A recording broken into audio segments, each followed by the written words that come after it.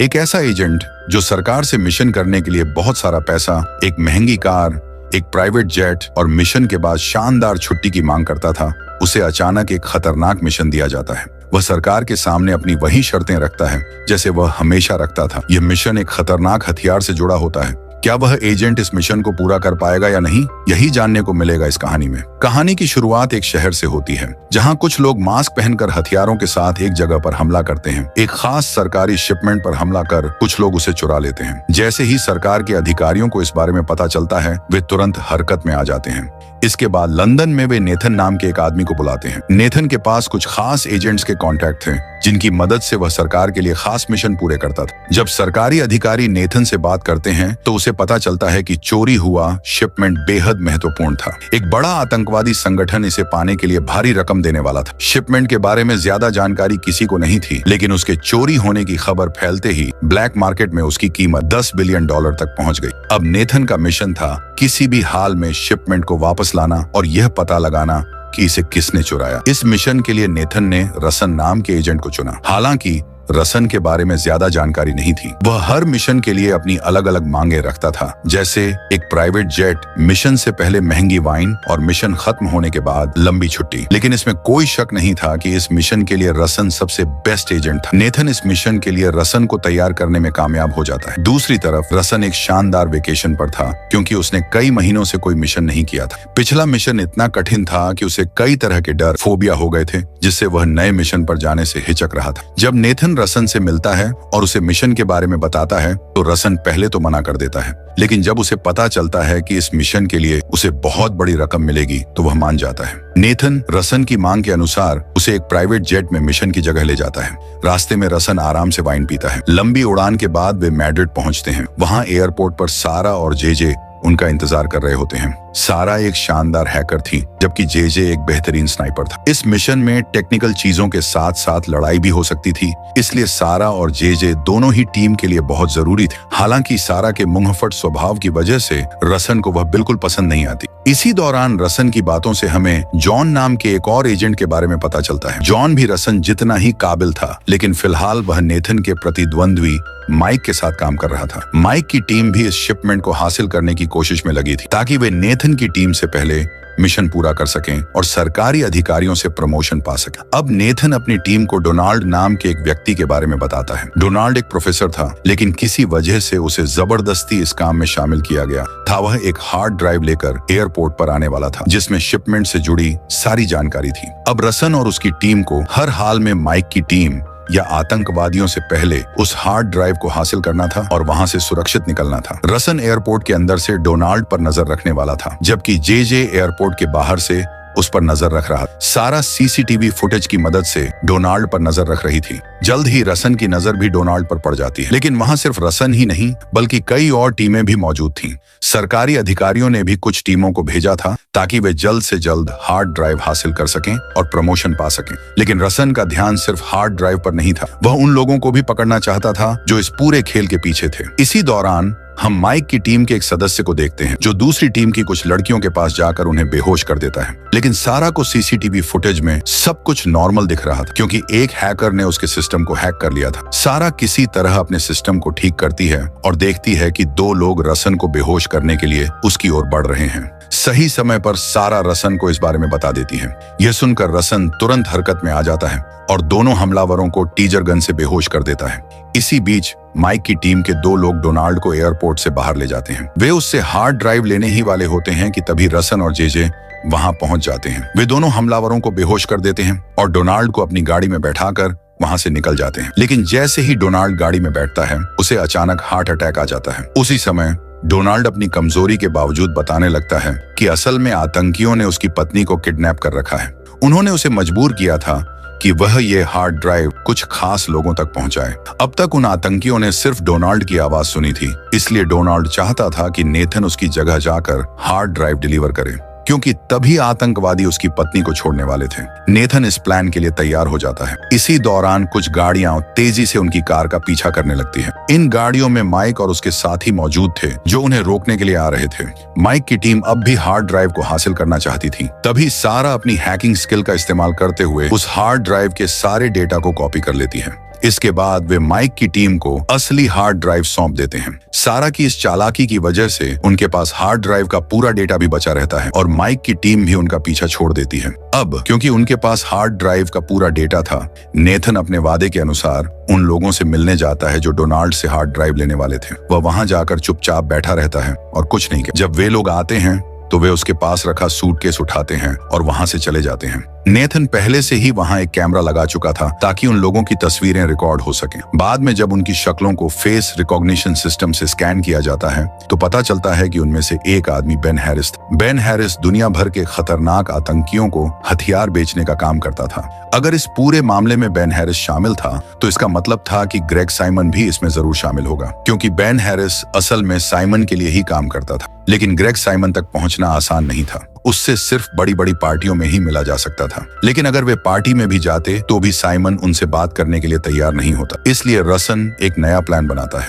वह प्लेन को एल शहर की तरफ ले जाने को कहता है, क्योंकि वहीं पर डेनी नाम का एक मशहूर एक्टर रहता था। डेनी साइमन का फेवरेट एक्टर था, लेकिन साइमन ने उसे कितनी भी बड़ी रकम का ऑफर दिया, फिर भी डेनी कभी उससे मिलने नहीं गया। अब रसन का प्लान ये था कि वे डैनी के जरिए साइमन तक पहुंचेंगे, लेकिन नेथन को समझ नहीं आ रहा था कि रसन डैनी को साइमन से मिलने के लिए कैसे मनाएगा। रसन ने नेथन से कहा कि सब कुछ उस पर छोड़ दो। अगले दिन जब डैनी अपनी फिल्म की शूटिंग खत्म करके अपने प्राइवेट प्लेन में लौटता है तो रसन पहले से ही वहां बैठा होता है। रसन पहले डैनी को अपने मिशन के बारे में बताता है। यह सुनकर डैनी डर जाता है और साफ मना कर देता है कि वह इस मिशन का हिस्सा नहीं बनेगा। तभी रसन डैनी और उसकी भाभी का एक अश्लील वीडियो दिखाकर उसे ब्लैकमेल करता है। अगर वह वीडियो सबके सामने आ जाता तो डैनी का करियर बर्बाद हो जाता। अब अपने करियर और नाम बचाने के लिए डैनी इस मिशन का हिस्सा बनने के लिए मान जाता है। इसके बाद वे लोग फ्रांस की एक बड़ी क्रूज पार्टी में जाते हैं। डैनी वहां सारा को अपनी गर्लफ्रेंड और रसन को अपना मैनेजर बनाकर ले जाता है। जैसे ही साइमन की नजर उन पर पड़ती है, वह तुरंत ही डैनी के पास आकर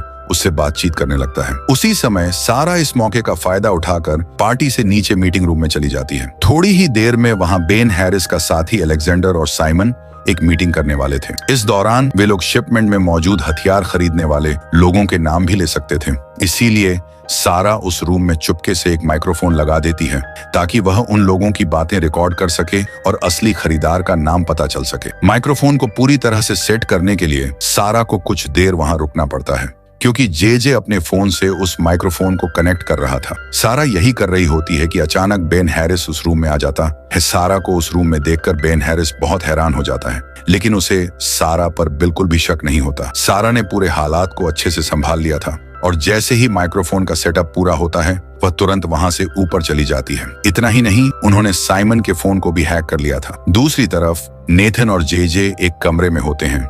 जब उन्हें अचानक से पता चलता है कि माइक का एक आदमी भी वहां मौजूद है, वे जैसे ही यह बात रसन को बताते हैं, रसन तुरंत हरकत में आ जाता है। वह उस आदमी को पकड़कर गुप्त तरीके से बेहोश कर देता है और बाद में उसे समुद्र में फेंक देता है। उधर डैनी अभी भी साइमन की बातें सुन रहा होता है। बातों बातों में डैनी साइमन से झूठ बोल देता है कि वह अपनी अगली फिल्म वेपन माफिया के ऊपर बनाने वाला है। साइमन ये सुनकर बहुत खुश हो जाता है और वह डैनी और सारा को टर्की में अपने मैशन बड़े घर में इनवाइट करता है। साइमन चाहता था कि डैनी वहां आकर उसकी लाइफस्टाइल को देखे और समझे कि असली वेपन माफिया कैसे रहते हैं। उसी समय साइमन के कुछ और दोस्त वहां आ जाते हैं, जिनमें अलेक्जेंडर नाम का एक खास आदमी भी शामिल था। वे लोग बेन हैरिस के साथ फोटो खिंचवाने लगते हैं, जिससे बेन थोड़ा परेशान हो जाता है। उसे परेशान देखकर रसन तुरंत वहां पहुंचता है और सारा और डैनी को एक बोट में बैठाकर वहां से ले जाता है। थोड़ी देर बाद अलेक्जेंडर और साइमन मीटिंग रूम में बातचीत करते हैं, लेकिन वे जानबूझकर खरीदार बायर का नाम नहीं लेते। साइमन सिर्फ डील को सही से मैनेज करने की बात करता है। यह सुनकर नीचे बैठे नेथन और जे को बहुत गुस्सा आता है, क्योंकि वे लोग काफी देर से बायर का नाम जानने के लिए वहां छिपे हुए थे। अगली योजना जब वे वापस आते हैं तो किसी को समझ नहीं आता कि अब आगे क्या करना चाहिए। तभी रसन एक प्लान बनाता है। वह रात में अलेक्जेंडर के घर जाकर उसके कंप्यूटर में एक हैकिंग वायरस डालने का फैसला करता है। इससे बाद में उन्हें बायर का नाम पता चल सकता था। रसन सबसे पहले अलेक्जेंडर के घर के बाहर लगे एयर फिल्टर में बेहोशी की दवा मिला देता है। इससे अंदर के सभी लोग बेहोश हो जाते हैं। फिर वह चुपचाप अंदर जाकर अलेक्जेंडर के कंप्यूटर में वायरस डालता है। सिर्फ यही नहीं, वह वहां से बहुत सारा सामान भी चुरा लेता है, ताकि अगर किसी को गैस वाली बात पता भी चले तो सबको लगे कि यह सिर्फ एक मामूली चोरी। अब क्या होगा? सब कुछ करने के बाद रसन वहां से निकल ही रहा होता है कि रसन के सामने 2 गार्ड आ जाते हैं जो बाहर गश्त कर रहे थे। लेकिन रसन तो रसन था, वह बिल्कुल भी नहीं डरता। वह दोनों गार्ड्स को अच्छे से पीटता है और बाहर निकल जाता है। बाहर सारा एक वैन में उसका इंतजार कर रही थी। फिर वे जल्दी से वहां से निकल जाते हैं। अगले दिन सबको पता चल गया था कि रात में अलेक्जेंडर के घर में चोरी हुई थी। चोर रसन ने उनके 2 गार्ड्स को बहुत बुरी तरह मारा। इस खबर के बाद कसीम नाम का एक पुलिस ऑफिसर साइमन को कॉल करके इस बारे में बात करता है। अब वे अपनी डील कंप्यूटर के जरिए नहीं बल्कि आमने सामने करने वाले थे। यह सुनकर रसन की टीम को बहुत बड़ा झटका लगता है। नई योजना अब डेनी और सारा डिसाइड करते हैं कि उन्हें साइमन के घर पर जाना ही। कसीम टर्की पुलिस फोर्स का एक करप्ट ऑफिसर था जो शायद बेन हैरिस को बायर्स खरीदारों से मिलवाने वाला था, क्योंकि वो लोग साइमन से हथियार खरीद रहे थे। इसलिए रसन और उसकी पूरी टीम सीधा टर्की पहुंच जाती है। साइमन का मेंशन और सारा का मिशन, सारा और डेनी साइमन के शानदार मेंशन में चले जाते हैं। उधर रसन और जेजे कसीम पर नजर रख रहे थे। जैसे ही सारा साइमन के सामने जाती है, साइमन डेनी के सामने ही उस पर लाइन मारने लगता है। बाद में साइमन डेनी को अपनी कार कलेक्शन दिखाने ले जाता है, जहां डेनी की फेवरेट कार भी। जब साइमन को यह पता चलता है कि डेनी को यह कार बहुत पसंद है तो वह उसे तोहफे में दे देता है। सारा का हैकिंग प्लान उसी समय सारा मौके का फायदा उठाकर साइमन के कमरे में चली जाती है। उसने पहले ही वहां के सीसीटीवी कैमरों को हैक कर दिया था। अब वह साइमन के कंप्यूटर को हैक करके शिपमेंट से जुड़ी सारी जानकारी देखने लगती है। लेकिन तभी सारा को एक चौंकाने वाली चीज दिखती है। साइमन ने उस शिपमेंट में से सिर्फ एक AK-47 खरीदी थी। ये बात बहुत अजीब थी और सारा को लगने लगा कि शायद वे गलत इंसान का पीछा कर रहे हैं। रसन को अपने तजुर्बे पर भरोसा था। रसन अपने तजुर्बे पर पूरा भरोसा रखता था। वह जेजे के साथ बैठा होता है, तभी उसे माइक और उसके साथी वहां नजर आते हैं। उसी समय कसीम से मिलने के लिए बेन हैरिस वहां पहुंचता है। बेन कसीम से बात करते हुए एक अखबार उठाता है और फिर कहीं जाने लगता है। बेन हैरिस का पीछा और रसन की चालाकी। रसन बेन हैरिस का पीछा करने लगा और उसका फोन हैक करने की कोशिश कर रहा था। लेकिन बेन को जल्दी ही शक हो गया कि कोई उसका पीछा कर रहा है, इसीलिए वह एक ऊंची इमारत की लिफ्ट में चढ़कर ऊपर चला गया। रसन पर हमला और जबरदस्त फाइट बेन ने अपने गुंडों को नीचे भेज दिया ताकि वे रसन की पिटाई कर सकें। लेकिन रसन ने उल्टा उन सभी की धुलाई कर दी और बिल्डिंग के ऊपर जाने लगा। बेन की चाल और रसन की चालाकी ऊपर पहुंचकर बेन हैरिस ने एक आदमी को नीचे गिराकर अपनी मौत का नाटक किया। लेकिन जैसे ही रसन ऊपर पहुंचा, बेन ने उसे धक्का देने की कोशिश की। रसन पहले से तैयार था, उसने बेन को ही नीचे धक्का देकर खत्म कर दिया। मिशन पूरा। बेन हैरिस का फोन मिल गया। अब रसन और उसकी टीम के पास बेन हैरिस का फोन था जिसमें जरूरी सबूत मिल सकते थे। रसन की नई चाल, बेन हैरिस की पहचान अपनाना। अब बेन हैरिस मर चुका था, लेकिन कुछ दिनों बाद उसे एक बड़ी डील कंफर्म करनी थी। अच्छी बात यह थी कि जिन लोगों से डील होनी थी उन्होंने कभी बेन हैरिस को देखा नहीं था। इसलिए रसन ने बेन हैरिस की जगह खुद जाने का फैसला किया। सारा की स्मार्टनेस, फेक वॉइस सेटअप। सारा ने बेन हैरिस की आवाज को कॉपी करके फोन में ऐसा सेटअप कर दिया, अगर कोई भी रसन को कॉल करेगा तो सामने वाले को बेन हैरिस की ही आवाज सुनाई देगी। डील के दौरान रशियन माफिया की एंट्री। डील के समय बहुत सारे रशियन माफिया वहां पहुंचे क्योंकि वे शिपमेंट खरीदने वाले थे। लेकिन डील को पूरा करने के लिए 16 डिजिट का पेमेंट कोड चाहिए था जो सिर्फ साइमन को पता था। रसन का प्लान, साइमन को बेवकूफ बनाना। रसन ने बेन हैरिस के फोन से साइमन को कॉल किया और उससे 16 डिजिट कोड पूछने लगा। सारा और ऑर्सन का मास्टर प्लान, आखिरी चाल। सारा ने पहले ही ऑर्सन की आवाज को हैक करके बेन हैरिस की आवाज बना दी थी, इसलिए साइमन को उन पर कोई शक नहीं हुआ और उसने खुशी खुशी 16 डिजिट का कोड दे दिया। अब ट्रांजैक्शन पूरा हो चुका था, लेकिन तभी 2 गार्ड वहां आ गए जिन्हें ऑर्सन ने अलेक्जेंडर के घर में पीटा था। उन्होंने ऑर्सन को पहचान लिया, जिससे सभी माफियाओं ने उस पर गन तान ली। जेजे का जबरदस्त स्नाइपर अटैक। इसी बीच पीछे से जेजे अपने स्नाइपर के साथ तैयार बैठा था। उसने एक एक करके सभी माफियाओं को मार गिराया। ऑर्सन ने भी अपनी गन निकाली और कई दुश्मनों को ढेर कर दिया। अब वो लोग शिपमेंट उठाकर वहां से भागने लगे। सारा और डैनी की टाइमिंग। जेजे ने तुरंत सारा और डैनी को मैसेज भेजा कि वे साइमन के मिशन से निकल जाएं। सारा और डैनी ने बिल्कुल वैसा ही किया और फौरन वहां से भाग गए। माइक का धोखा और ऑनर्सन की लड़ाई।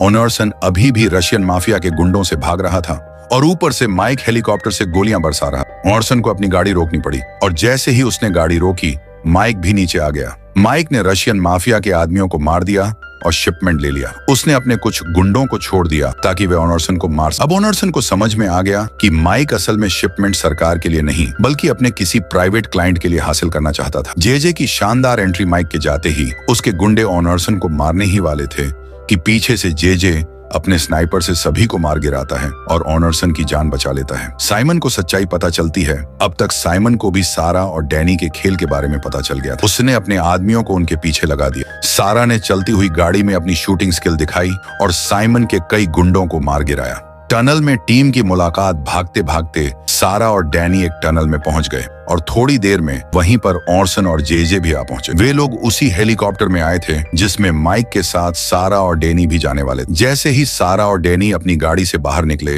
वे लोग टनल की तरफ मिसाइल छोड़ देते हैं जिससे अंदर मौजूद सारी गाड़ियां ब्लास्ट हो जाती हैं। फिर सारा और डैनी जल्दी से हेलीकॉप्टर में बैठ जाते हैं और वे सब वहां से एक सुरक्षित जगह की ओर निकल जाते हैं। उन्हें अभी तक यह नहीं पता था कि उस शिपमेंट में किस तरह का हथियार था, इसलिए वे साइमन को ब्लैकमेल करके उस शिपमेंट के बारे में जानकारी हासिल करने की कोशिश करते हैं। साइमन के घर जाने के बाद सारा, डैनी और ऑर्डसन उसे ब्लैकमेल करते हैं। साइमन मान जाता है और उन्हें उन लोगों के बारे में बताता है जो उस हथियार को खरीदने वाले थे। वे लोग टेंट और आर्नोल्ड थे। वे उस शिपमेंट को इसलिए चाहते थे क्योंकि उसमें एक खतरनाक एआई हथियार था। इस हथियार की मदद से वे सरकार को ब्लैकमेल कर सकते थे ताकि पूरी दुनिया की करेंसी खत्म कर दी जाए और केवल सोने, गोल्ड को ही करेंसी बना दिया जाए। असल में आर्नोल्ड और टेंट के पास बहुत बड़ी मात्रा में सोना था और वे इसे इस्तेमाल करना चाहते थे। वे यह सब इसलिए करना चाहते थे ताकि वे दुनिया के सबसे अमीर इंसान बन जाएं। साइमन को अपनी जान बचानी थी, इसीलिए वह रिसन और उसकी पूरी टीम को सीधे आर्नोल्ड और टेंट के इलाके में ले जाता है। वहीं थोड़ी देर में माइक भी शिपमेंट लेकर पहुंचने वाला था। जब माइक वहां पहुंचता है तो नी और साइमन ऊपर जाकर ट्रेंट और आर्नोल्ड से बातचीत करने लगते हैं। नीचे जीजी और ओरिसन बिल्डिंग में घुस जाते हैं और एक एक करके माइक, ट्रेंट और आर्नोल्ड के सारे गार्ड्स को मारते जाते हैं। जहां माइक, ट्रेंट और आर्नोल्ड की डील होने वाली थी, वहां साइमन कुछ ऐसा बोल देता है जिससे दोनों गुटों के बीच लड़ाई शुरू हो जाती है। इस मौके का फायदा उठाकर साइमन और डैनी वहां से भाग जाते हैं, लेकिन साइमन की बातों की वजह से माइक के ग्रुप और आर्नोल्ड, ट्रेंट के ग्रुप के बीच गन फाइट शुरू हो जाती है। इस लड़ाई के दौरान सभी लोग मारे जाते हैं। जब रिसन ऊपर जाता है तो उसे वहां कोई भी जिंदा नहीं मिलता। वह शिपमेंट लेकर चुपचाप नीचे आने लगता है, लेकिन अचानक माइक उस पर हमला कर देता है क्योंकि वह अब भी जिंदा था। रिसन तुरंत माइक पर हमला करता है और उसे मार देता है। इसके बाद वह नीचे आ जाता है जहां सारा और जेजे एक गाड़ी में उसका इंतजार कर रहे होते हैं। अगले दिन वे तीनों शिपमेंट को नेथन को सौंप देते हैं। नेथन इसे देखकर बहुत खुश होता है और चाहता है कि यह टीम उसके लिए एक और मिशन करे, लेकिन ऑर्डसन, सारा और जेजे इस बार इनकार कर देते हैं और वेकेशन पर चले जाते हैं। इसके साथ ही यह कहानी खत्म हो जाती है। अगर आपको यह एक्सप्लेनेशन अच्छी लगी हो तो चैनल को सब्सक्राइब करें, बेल नोटिफिकेशन ऑन करें और वीडियो को लाइक करें। मैं आगे भी ऐसी मजेदार एक्सप्लेनेशन वीडियो लाता रहूंगा।